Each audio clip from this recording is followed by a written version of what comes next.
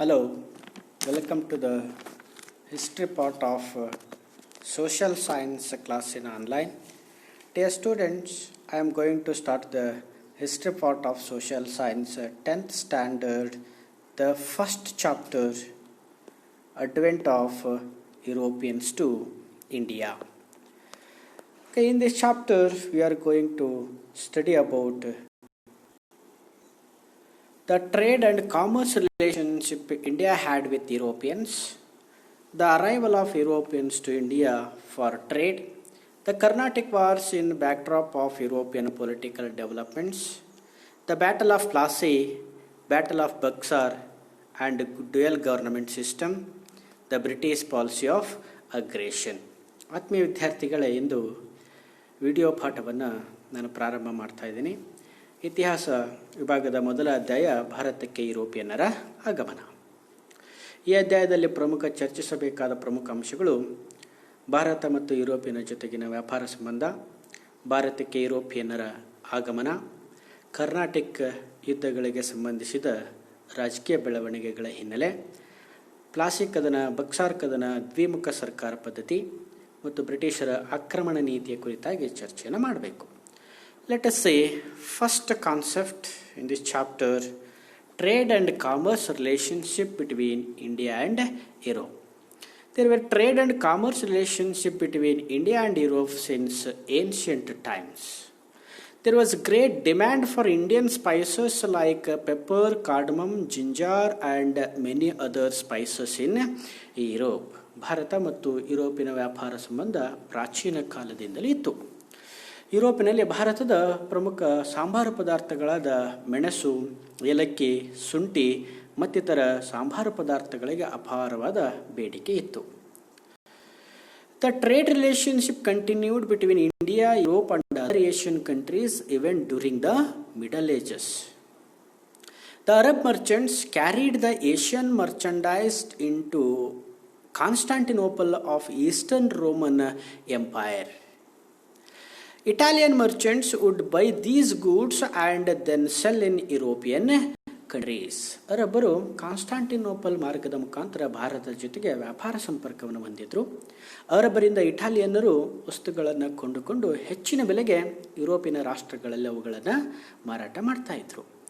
Like this, Constantinople was the center of international business and considered as the gate of European trade. ಹಾಗಾಗಿ Constantinople ನಗರವನ್ನು ಯುರೋಪಿನ ವ್ಯಾಪಾರದ ಹೆಬ್ಬಾಗಿಲು ಅಂತಂದು ಕರೀತಾ ಇದ್ರು. While Arab merchants had gained monopoly over the trade in Asian countries, Italian traders had gained monopoly over trade in Europe.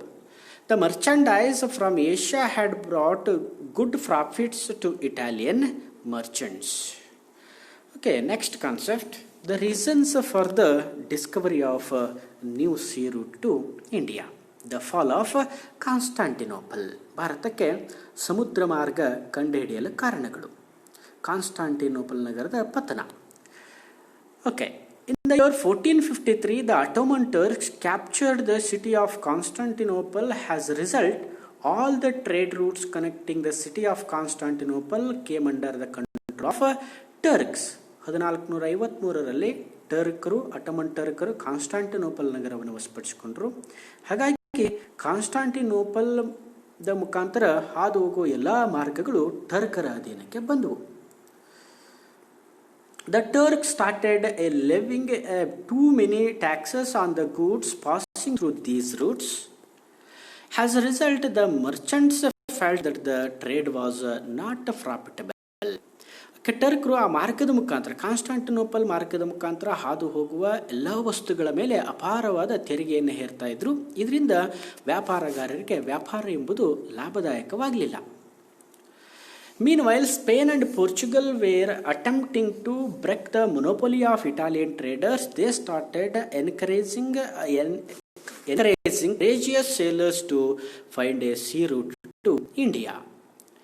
The invention of compass, astrolabes and gunpowder provided further impetus to this venture. ಇವು ಭಾರತಕ್ಕೆ ಸಮುದ್ರ ಮಾರ್ಗವನ್ನು ಕಂಡುಹಿಡಲಿಕ್ಕೆ ಹಲವಾರು ವಿದೇಶಿಗರು ಪ್ರಯತ್ನವನ್ನು ಪಡ್ತಾರೆ. ಈ ಸಮುದ್ರ ಮಾರ್ಗವನ್ನು ಕಂಡುಹಿಡಲಿಕ್ಕೆ ವೈಜ್ಞಾನಿಕ ಉಪಕರಣಗಳು ಹಲವು ರೀತಿಯಲ್ಲಿ ಅವರಿಗೆ ಸಹಾಯವನ್ನು ಮಾಡಿದ್ವು. ಅಂಥ ಉಪಕರಣಗಳು ಯಾವುವು ಅಂತಂದರೆ ಕಂಪಾಸು, ಆಸ್ಟ್ರೋಲೇಬ್ಸು, ಗನ್ ಪೌಡರ್, ದಿಕ್ಸೂಚಿ ಆಗಿರ್ಬೋದು ಅಥವಾ ಸಿಡಿಮದ್ದು ಆಗಿರ್ಬೋದು ಅಥವಾ ಭೂಪಟಗಳಾಗಿರ್ಬೋದು. ಇವು ವೈಜ್ಞಾನಿಕ ಉಪಕರಣಗಳು ಭಾರತಕ್ಕೆ ಸಮುದ್ರ ಮಾರ್ಗವನ್ನು ಕಂಡುಹಿಡಲಿಕ್ಕೆ ಹಲವಾರು ರೀತಿಯಲ್ಲಿ ನೆರವನ್ನು ನೀಡಿದವು. This is the important aspect in this chapter, which are the scientific instruments helpful to discover the new sea route to India means compass, astrolabes and gunpowder. Vasco da Gama, the Portuguese sailor who left Lisbon and reached Kapadu near Calicut on the east coast of India in the year 1498. Okay, here Vasco da Gama, he was a Portuguese sailor. Vasco ಡ ಗಾಮ ಅಂತಕ್ಕಂಥ Portuguese ನಾವಿಕ Portugal ರಾಷ್ಟ್ರದ Lisbon ಅಂತಕ್ಕಂಥ ನಗರವನ್ನು ಬಿಟ್ಟು 1498ರಲ್ಲಿ ಭಾರತದ ಪೂರ್ವ ಕರಾವಳಿಯ ಕಲ್ಕತ್ತಾ ಕ್ಯಾಲಿಕಟ್ ನಗರದ ಬಳಿ ಇರತಕ್ಕಂಥ ಕಪ್ಪಡು ಅಂತಕ್ಕಂಥ ಪ್ರದೇಶಕ್ಕೆ ಬಂದು ತಲುಪಿದ. Okay, this route continued to be route of trade between India and Europe for many years. Like this, Portuguese were the first to re-establish a trade between India and Europe. ಹಾಗಾಗಿ ಈ ಮಾರ್ಗ ಹಲವು ವರ್ಷಗಳವರೆಗೆ ವ್ಯಾಪಾರ, ಭಾರತ ಮತ್ತು ಯುರೋಪಿನ ಮಧ್ಯೆ ವ್ಯಾಪಾರ ನಡೆಯಲಿಕ್ಕೆ ಪ್ರಮುಖವಾಗಿರ್ತಕ್ಕಂಥ ಮಾರ್ಗ ಆಯ್ತು. ಈ ಮಾರ್ಗವನ್ನು ಸ್ಥಾಪನೆ ಮಾಡಿದವರು ಪೋರ್ಚುಗೀಸರು. Okay, European trade companies to India. With the success of Portuguese, many Dutch, French and English arrived at India for trade. See, purpose. What is the purpose of European trade companies means?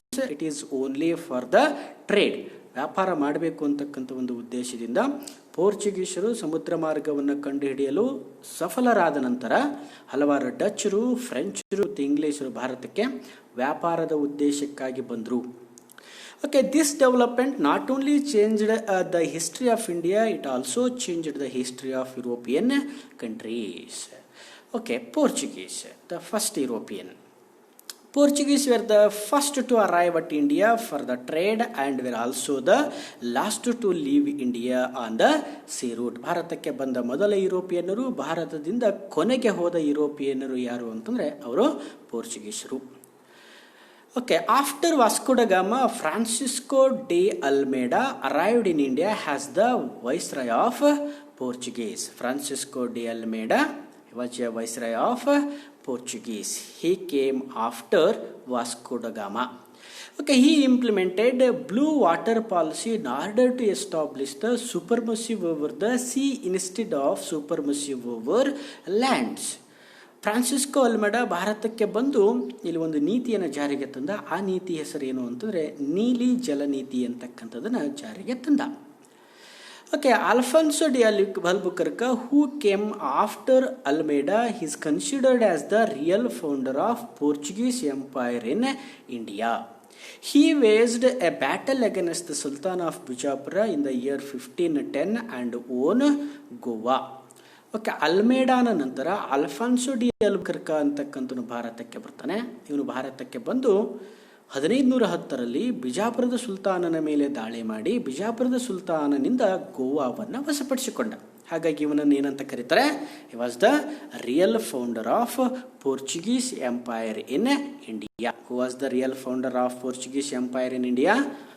Alfonso de ಅಲ್ಬುಕರ್ಕ.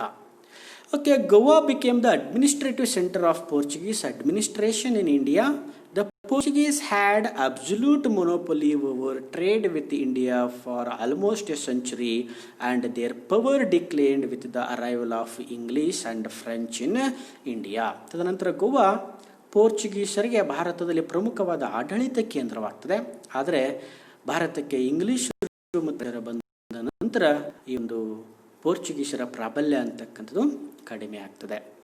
Okay, next European Dutch.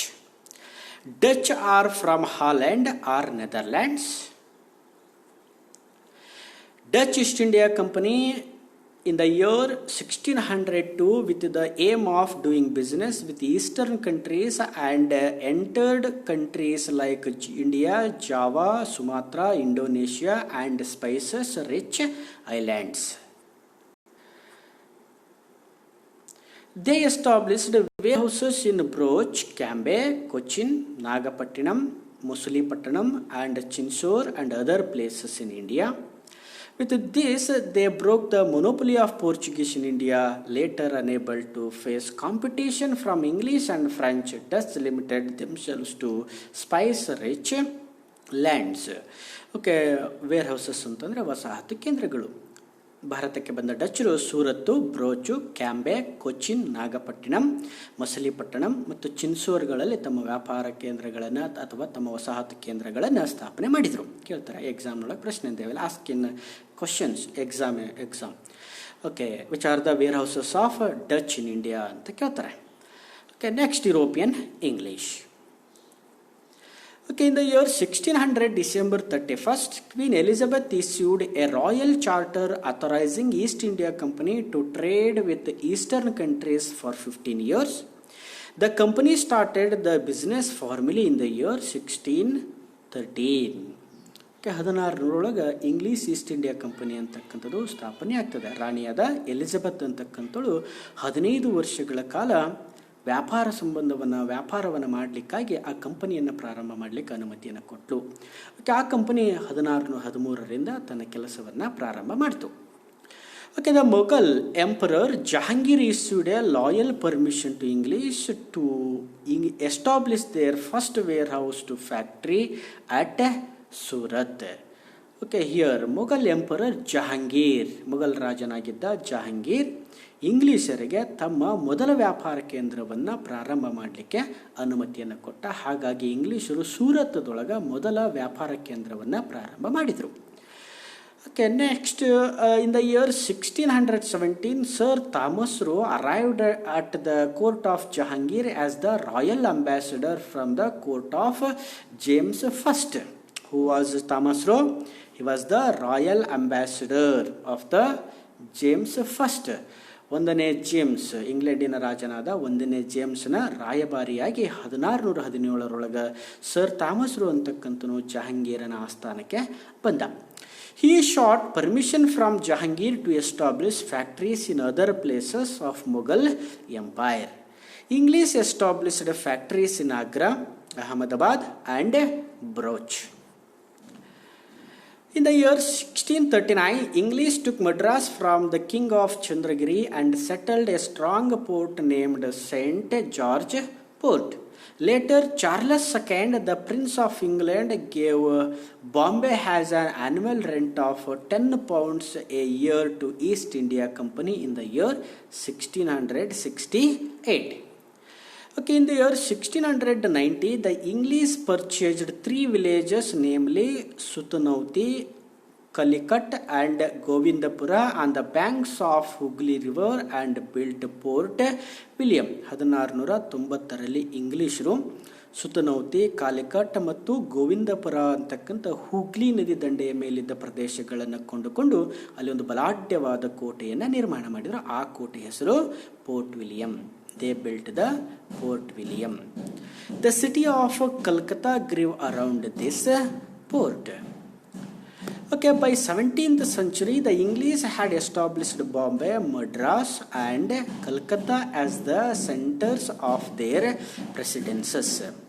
By the later part of 18th century, the English made Calcutta as their capital city. ತದನಂತರ ಆ ಇಂಗ್ಲಿಷರು ಕಲ್ಕತ್ತಾವನ್ನೇ ಭಾರತದಲ್ಲಿ ತಮ್ಮ ರಾಜಧಾನಿಯನ್ನಾಗಿ ಮಾಡಿಕೊಳ್ತಾರೆ. They implemented their own civil and criminal procedure codes in the areas that they were under their control. Next, European French. French East India Company started as a government-owned company in the year 1664. It started the first factory in Surat in the year 1668. Later, they established the factories in Machilipattanam, Chandranagara, Mahe, Karaikal, Kasim Bazar and Balasuru. In the year 1674, the French took Valikandapuram from a local Muslim official, developed it as a major trade center. That center is Puducherry or Pondicherry. 1674ರಲ್ಲಿ ಫ್ರೆಂಚರು ವಾಲಿಕಂಡಪುರಂ ಅಂತಕ್ಕಂಥ ಪ್ರದೇಶವನ್ನು ಸ್ಥಳೀಯ Muslim ಅಧಿಕಾರಿಗಳಿಂದ ಪಡೆದುಕೊಂಡರು. ಆ ಪ್ರದೇಶದೊಳಗೆ ವ್ಯಾಪಾರ ಕೇಂದ್ರವನ್ನು ಸ್ಥಾಪನೆ ಮಾಡ್ತಾರೆ.